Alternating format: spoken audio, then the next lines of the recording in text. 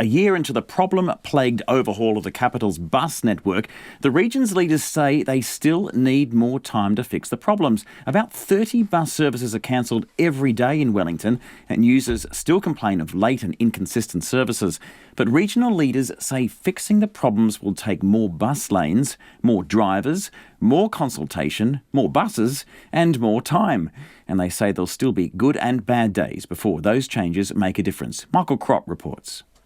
The leaders of Wellington's regional and city councils were hauled before Select Committee this morning to explain yet again why the bus network is still not up to scratch. The Regional Council's Chief Executive, Greg Campbell, told MPs he's fully accountable and not shifting the blame to others.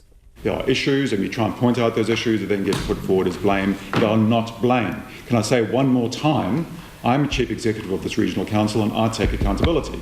And it's jolly frustrating what's going on and I'm dealing with it.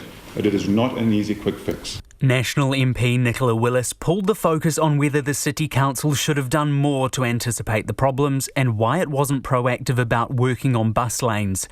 However, the City Council's Chief Executive, Kevin Lavery, said bus priority had to be parked while routes continued to change and a major transport plan, Let's Get Wellington Moving, was being worked on. Had we started to implement bus priority changes before those two things were known, we could have been spending a hell of a lot of ratepayer and taxpayer money that would need to be done again. Let me finish. That was a very wise decision. Both councils are now working together to introduce bus lanes and priority at traffic lights to try to give buses an edge over other traffic. Despite that, the city's Mayor Justin Lester says the lack of bus priority didn't cause the same sorts of problems until the new services started. But again, I'll point out the fact that the bus priority is an absolute red herring. It will make improvements into the future, but again, from June to July, what was the major change? What was the change in the bus network and the changes made that had an impact on Wellington commuters? City councillors Diane Calvert and Simon Wolfe also fronted the committee to say bus priority must now take centre stage because confidence in the network is down, with nearly 2/3 of bus users in hard-hit Karori now thinking of taking a car instead.